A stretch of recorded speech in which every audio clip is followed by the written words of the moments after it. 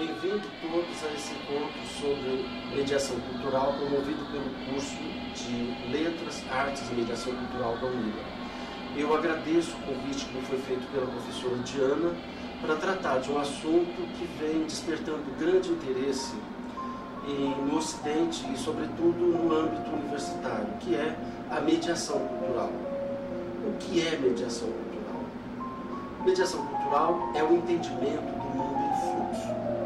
É o trabalho do sujeito, de uma instituição, de uma organização, do governo, para promover a cultura na medida exata do encontro, quando duas culturas se aproximam ou quando o sujeito, na sua individualidade, promove algum evento cultural para o qual ele criou um conceito e vai disponibilizar esse evento para uma grande parte da população. Portanto, a mediação cultural ela está intimamente ligada à gestão da cultura. A mediação cultural, portanto, é o conjunto de conhecimentos e técnicas com o objetivo de administrar o processo cultural de modo a promover uma distribuição mais equitativa da cultura. Isso se realiza na experiência estética, no encontro entre a arte, a cultura, a esfera pública e a esfera particular. O mediador cultural cria estratégias de aproximação entre o âmbito cultural e o sujeito fruidor da cultura, e, se possível, com muita eficácia, de forma interativa. A mediação cultural cria uma base de encontros, a partir dos quais os sujeitos interagem entre si numa forma de aprimoramento do caráter, aprimoramento dos sujeitos, na medida em que eles estão compartilhando algo na esfera do conhecimento sensível, quando se trata da mediação cultural no âmbito das artes. É claro que a mediação cultural existe para atender aos encontros culturais. Então, ela é muito utilizada atualmente, sobretudo na Europa, o mediador cultural, como aquele sujeito que faz o encontro, promove a harmonia, ou promove as diferenças, mas mantendo-se a harmonia entre diferentes povos. Isso tem existido com bastante frequência no mundo em guerra, por exemplo. Uma grande população que sai de um determinado país, fugindo da fome, fugindo da desgraça, fugindo dos tiros, das armas químicas, enfim, e que só tem a possibilidade de invadir pela fronteira um outro país. Isso gera problemas, conflitos internacionais. Então, o gestor desses encontros deve ser designado pelo governo para operar de uma maneira harmônica a convivência pacífica. Então, dizendo isso, eu quero deixar claro que a mediação cultural ela não existe só no âmbito das artes, ela existe também no âmbito das imigrações, né? Toda forma de encontro cultural demanda o sujeito, uma organização como a ONU, que faça um trabalho sociopolítico de entendimento e de apaziguamento, mas mantendo-se, entendendo-se que a diferença existe. A UNILA, a Universidade Federal da Integração Latino-Americana, é um projeto de mediação cultural. Se nós considerarmos a quantidade de nacionalidades que tem atualmente na universidade, mais as que virão ainda, os francofones que virão em breve, nós teremos uma verdadeira geleia cultural dentro da universidade, e que a própria universidade terá em si a responsabilidade e terá também o compromisso de gerir esses encontros, aproveitando-se o potencial de cada uma dessas culturas, o sujeito que vem de Cuba, o sujeito que vem do México, o sujeito que vem do Haiti, o sujeito que é brasileiro, tem uma carga cultural que é a sua própria definição de vida. Então, esse sujeito, encontrando-se com o outro num espaço democrático, que é o espaço da universidade, vai ter a possibilidade de fazer, de se encontrar, de se imiscuir na cultura, no conhecimento do outro, criando um entendimento universal do ponto de vista da cultura. E o curso de Letras, Artes e Mediação Cultural está na base de tudo isso, porque ele vai trabalhar com letras, com artes, em especial, no meu caso, em artes visuais, e a mediação cultural. A comunicação entre diferentes culturas é um processo comum na existência do homem. Então, é preciso estar preparado nesse mundo em fluxo agora para se criar projetos comuns, projetos de interesse comuns, né? No âmbito cultural, no âmbito da imigração, no âmbito da política, no âmbito da cultura.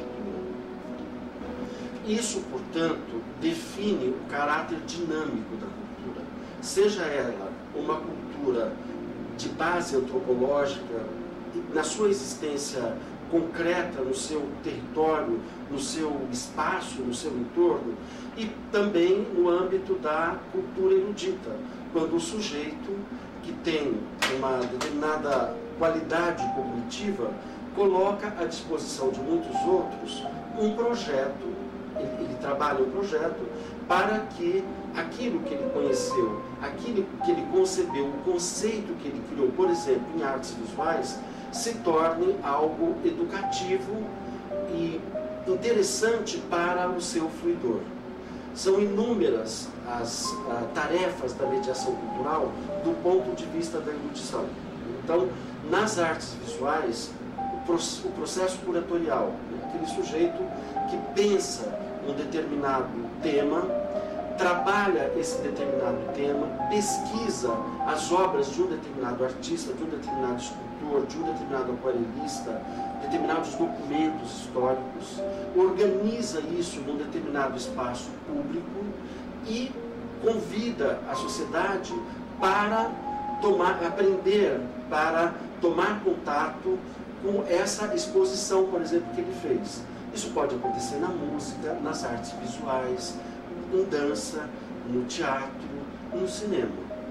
E a UNILA é um espaço, por excelência, passível de se tornar um grande centro de mediação cultural, tanto no âmbito da cultura erudita, no âmbito do conhecimento acadêmico, isso já é mediação cultural, o professor é um mediador cultural por excelência, e também no âmbito do encontro de diferentes no mesmo espaço, publicamente colocado à disposição para que essas pessoas venham e se encontrem. Mediar significa pôr-se à disposição de um mundo em fluxo, de um mundo que não é mais um mundo culturalmente engessado. Com o mundo em rede, hoje, nós temos acesso às culturas de quaisquer povos, de quaisquer quadraturas do planeta. Nós conseguimos, tecnologicamente, manter a nossa consciência cultural, a nossa qualidade cultural, os nossos dados e bens culturais, ao mesmo tempo que nós nos deslocamos virtualmente para o conhecimento de outras culturas. Então, um dado importante na mediação cultural é a questão das tecnologias. O mundo hoje é um mundo da ciência, da inovação e das tecnologias. Isso, sem dúvida, isso não é um karma, isso não é um pecado, isso é um dado de realidade. E a cultura perpassa por todo esse campo, do ponto de vista da linguagem, da imagem, da amorosidade do encontro, da sexualidade e do conhecimento científico e artístico. O sociólogo polonês Zygmunt Bauman fala que o mundo da multiculturalidade hoje é um mundo líquido, a sociedade líquida. O que vale, eu acho essa imagem fabulosa para que nós entendamos o mundo hoje como algo não disforme, mas informe. A água, ela tem uma forma que é determinada pelo recipiente que a contém, mas ela em si, ela é de uma liberdade absoluta. E assim, a multiculturalidade, o mundo da transitoriedade que nós vivemos hoje, é o que o Zygmunt Bauman chama de sociedade líquida. E nessa sociedade líquida, nesse processo humano de encontros em fluxo, sobretudo com o concurso dos meios de comunicação de massa e, sobretudo ainda, com o concurso dos meios virtuais de comunicação, a mediação cultural é uma necessidade premente. Então, não é uma profissão que pode ser definida em 2 ou 3 palavras, porque o mediador cultural é aquele sujeito que está pronto para esse trabalho que vai surgir a cada circunstância, tanto no âmbito antropológico, no âmbito sociológico, no âmbito político, mas o que mais nos interessa, eu penso, é no mundo artístico, sobretudo das artes visuais. Os processos de mediação cultural, portanto, auxiliam na constituição de um espaço semiótico feito de irregularidade, heterogeneidade e a fronteira, que é onde gesta o hibridismo, muito característico da cultura contemporânea, do mundo contemporâneo. A hibridização, sobretudo pelas questões que nós já vimos do mundo colocado em fluxo, do mundo colocado em rede, do mundo posto como pontos de conhecimento acessíveis a quaisquer seres do planeta. É próprio da cultura promover a aproximação entre diversidades. Para sobrevivermos culturalmente, é necessário que nós entendamos outros sistemas de signos que não apenas os nossos, porque o mundo é uma metasemiose, é o conhecimento gerando conhecimento, produzindo conhecimento, que por sua vez produz conhecimento. É a questão do conhecimento em rede. A mediação cultural, nesse aspecto, embora para muitos possa não estar claro exatamente como que o sujeito vai interagir, ele sempre terá um espaço de interação. Não interessa qual seja a profissão desse sujeito, mas ele tem que ser o sujeito da erudição, o sujeito do conhecimento de idiomas, o sujeito do entendimento do outro e, sobretudo, o sujeito amante da diversidade, porque o mundo é absolutamente diverso e se torna mais diverso na medida em que evolui. Eu vou ler então do Zygmunt Bauman um pequeno trecho que diz assim: diferentemente da sociedade moderna anterior, que chamo de modernidade sólida, que também tratava sempre de desmontar a realidade herdada, a de agora não o faz com uma perspectiva de longa duração, com a intenção de torná-la melhor e novamente sólida. Tudo está agora sendo permanentemente desmontado, mas sem perspectiva de alguma permanência. Tudo é temporário. É por isso que sugeri a metáfora da liquidez, para caracterizar o estado da sociedade moderna como os líquidos. Ela caracteriza-se pela incapacidade de manter a forma.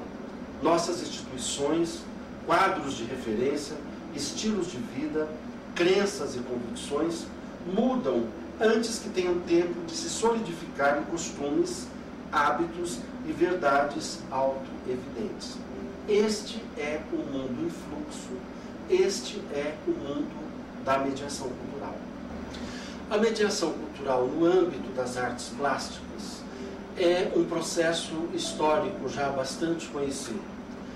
Com o surgimento da fotografia no último quartel do século XIX, com o surgimento não, a câmara escura já era usada na Renascença, como um auxiliar, como um coadjuvante na produção da mimese, da cópia da natureza.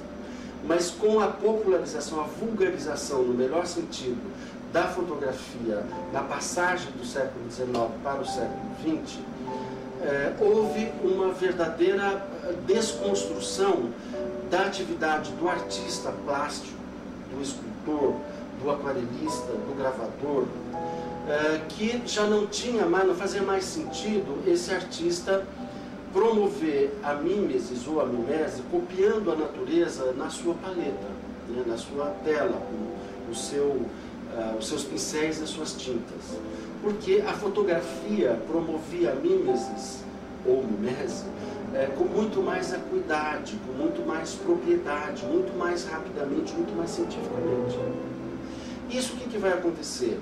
Os artistas que se veem numa circunstância de repente, ter que, ao invés de promover o naturalismo nas artes visuais, de promover a interpretação da natureza, não de copiar, não eram mais copistas da natureza, copistas que interpretavam essa natureza à luz dos estilos de cada época, mas eles passaram a ser intérpretes da natureza. E quem primeiro fez isso foram os impressionistas. Os impressionistas, então, saíam dos seus ateliês e iam para o espaço da natureza analisar a luz, as diferentes tonalidades de luz, porque até os impressionistas acreditava-se que a luz era uma realidade permanente. Mas olha como as coisas todas confluem no fluxo do qual a gente vem falando há algum tempo, né? Com o desenvolvimento da ótica física, né, o conhecimento da teoria das cores complementares, isso tudo vai entrar no âmbito das artes plásticas e vai promover uma verdadeira revolução no hábito de se promover a mimesis, né? Então o artista começa, aos poucos, os impressionistas começam a desconstruir a imagem na medida em que ela vai se tornando mais macia, mais fluida, mais intocável, mais distante, né? Promovendo uma imagem na retina de uma maneira que convidava o espectador ou o fruidor a interpretar aquela obra. E isso aconteceu várias rupturas num processo de transformação cultural na forma mediada. Os expressionistas vão dizer que a arte está a serviço da sociedade, a serviço do bem social, do bem coletivo. A arte deve estar a serviço do sujeito, do homem. Então ela tem que ser crítica, ela tem que entender o vício, ela tem que entender, ela tem que retratar a prostituição, ela tem que retratar a guerra, ela tem que retratar a morte, sobretudo, né? Então grandes obras, grandes equipamentos plásticos, coleções completas surgiram nesse período, no início do século XX, num processo mediado, né, de artistas que já não podiam mais produzir tal qual a máquina fotográfica produzia, mas que tinham que continuar produzindo porque eles eram artistas. Então, entendendo a necessidade social no início do século, entendendo a proximidade da Primeira Guerra Mundial, entendendo a impossibilidade de se promover a paz no Ocidente entre a Primeira e a Segunda Guerra Mundial, todos os movimentos artísticos europeus e também latino-americanos, mexicanos, uruguaios, brasileiros, cubanos, né, vão entender, os artistas vão entender a necessidade de colocar a arte a serviço da interpretação. O artista deixa de ser um mero copista, um reprodutor dentro do seu estilo, que deveria ser magnífico. O artista ele passa a ser o sujeito da obra de arte. Não é mais o objeto que interessa. O que interessa é a ideia do artista, é aquilo que ele pensa sobre o seu fazer. E aí vão surgir uma série de movimentos culturais plásticos, né? O surrealismo, o Dada e o surrealismo, por exemplo, vão ser profundamente influenciados por Freud, pela publicação da interpretação dos sonhos, que é uma das bases da psicanálise freudiana, e vão promover uma arte, Salvador Dalí fez isso belíssimo, Juan Gris e tantos outros, uma arte que fosse uma manifestação pura, ou uma tentativa, a mais pura possível, de manifestação do inconsciente, né? Então, percebam que as artes plásticas têm toda uma história de desconstrução até chegar à arte como ideia absoluta, que são as instalações, são as performances artísticas de hoje, né? Em que a obra ela existe na medida em que ela tem um público fruidor. Passou aquilo ali, ela não existe mais. Como um desfile de carnaval. né, no Rio de Janeiro. Né, aquele desfile de carnaval enorme, terminou aquilo, aquela mostra, aquela coisa performática, magnífica, aquelas obras magníficas, né, são desfeitas porque elas têm que ser renovadas para para atender uma outra história, um outro conceito. Então, a mediação cultural nas artes visuais, ela tem toda uma história, né, que vem da saída da mimesis como pedra de toque na produção plástica até a ideia. Né? E o que justifica a ideia como obra hoje, eu sugiro a leitura de A Obra Aberta, do Humberto Eco, né, que vai dizer que a obra aberta é aquela que convida o seu fruidor a interagir com ela, a entrar dentro da obra, a participar dessa obra na medida em que ele a interpreta. Então, é o momento da fruição que a obra existe. Ela tem que ter uma potencialidade para gerar novas significações num projeto de metasemiose. Quer dizer, cada fruidor é o sujeito que constitui a obra. Né? E, tecnicamente, a mediação cultural em artes plásticas é isso.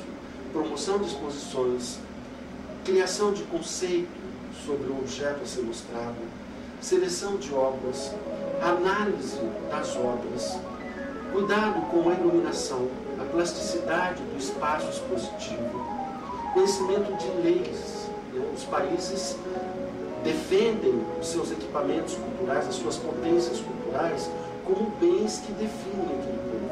Então, os governos têm leis de proteção da cultura, de proteção, de divulgação e de disseminação da cultura. Né?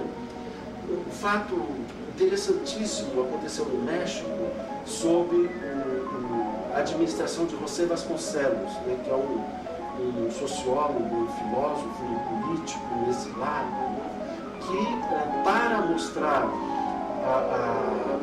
ao povo mexicano, ainda não totalmente alfabetizado, mostrar a realidade, o passado de glórias do povo mexicano, convidou grandes artistas para produzir aqueles murais magníficos que a gente vê lá na cidade do México. Né?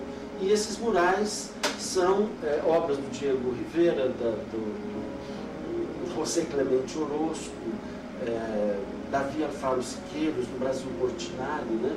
Foram artistas que produziram como se eles fossem mediadores entre a produção de um determinado conceito, no caso do México, que era a própria cultura, o passado mexicano, que é representado nessas obras magníficas públicas que estão lá para serem vistas ainda. Né? E o Portinari, que também promoveu uma crítica social, que ele entendia que a arte, ele como comunista deveria entender isso, a arte deveria estar a serviço da educação política do povo e da denúncia social. Né? Produziu aquela obra magnífica que transitou pelo Brasil agora, o Guerra e Paz, que está na sede da ONU em Nova York. O mediador cultural, portanto, tem várias tarefas a desenvolver no âmbito das artes plásticas. Organizar uma exposição, por exemplo, no Brasil, no exterior, organizar uma mostra, promover um curso. Né? Isso vai demandar uma quantidade de conhecimentos. Né? Ele é um sujeito multidisciplinar. Né? Ele tem que saber trabalhar com produção textual, precisa de um catálogo, precisa de um folder, precisa de uma tradução desse folder, porque as grandes exposições são geralmente com catálogos bilíngues. Tem que saber fazer seleção e análise de obras, tem que ser um bom crítico na produção do seu texto, tem que conhecer tradução, tradutibilidade, para trabalhar na mediação cultural. Deve ser um conhecedor de estética, filosofia da arte ou de história da arte, que é o fato artístico pontual em si. Portanto, é o sujeito capaz de trabalhar processos intersemióticos. Né? Deve estar pronto para entender o que é o marketing cultural. Né? Isso é evidente. Né? Ele tem que saber gerir um evento cultural, trabalhar na gestão, No ensino, esses grandes eventos, hoje todos têm o segmento educativo, né? O Centro Cultural Banco do Brasil, o Centro Cultural da Caixa Econômica, a Vale do Rio Doce, todos esses grandes promotores da cultura erudita no país, ou não, trabalham nessa perspectiva, né? Ou organizações não governamentais e OCIPs também, que trabalham muitas vezes na promoção e na manutenção de recursos culturais, sobretudo num país tão grande como o Brasil, que tem uma malha de produção de cultura popular enorme, que ainda não foi mapeada. Não existe um mapeamento, por exemplo, da produção de esculturas em madeira no Brasil, né? Existem escultores de uma enorme qualidade no interior do Piauí, no sertão do Cariri, no interior de Pernambuco, no interior de Minas Gerais. O barro de Tracunhaém é uma indústria de produção de beleza que anda pelo mundo, né? E que nós brasileiros, acho que a Unila vai poder fazer um bom trabalho na gestão de eventos culturais, né? Espero que isso venha acontecer, para que todos os processos, procedimentos de cultura popular e de cultura erudita também transitem pela universidade e daqui saiam para outras esferas públicas, né, ou particulares que sejam, outras universidades, enfim, da América Latina. E falamos, então, um outro dado muito importante que vem sendo estudado ultimamente, os estudos da economia criativa começaram na Inglaterra há cerca de 30 anos, né, que a cultura é conhecida hoje como um bem, um tesouro. Ela não é um bem cultural apenas, mas ela é também um bem de recursos, que gera riqueza. Então, a caipirinha brasileira é um bem cultural que nós temos, e está tombado. Para usar a palavra caipirinha no exterior, tem que pagar royalties para o Brasil, né? A palavra champanhe na França Champagne é uma palavra de propriedade de uma determinada região da França. Isso são bens culturais simbólicos, como é de extremo valor gerador de riquezas o Carnaval do Rio de Janeiro, que é um bem simbólico. Terminou na quarta-feira de cinzas, ganhou a Mangueira, ganhou a Portela, ganhou o Império Serrano ou não ganhou, na quarta-feira à tarde todo mundo tem que trabalhar, acabou o Carnaval. Ele só existe enquanto performance. Portanto, a performance é a atitude do mediador cultural. Dentro desse cosmos, muitas vezes inatingível até, né, pela cultura erudita, né, mas esse cosmos de produção de beleza, de manutenção de dados culturais, de manutenção de sociedades com aspectos primitivos ainda, a procissão do fogaréu em Goiás Velho, coisa fabulosa aqui, né? E tantas outras coisas que tem no Brasil, La Piñata no México, né? A renda em Anduti no Paraguai, isso tudo são riquezas culturais que a economia criativa, num processo de gestão, num processo de mediação, vai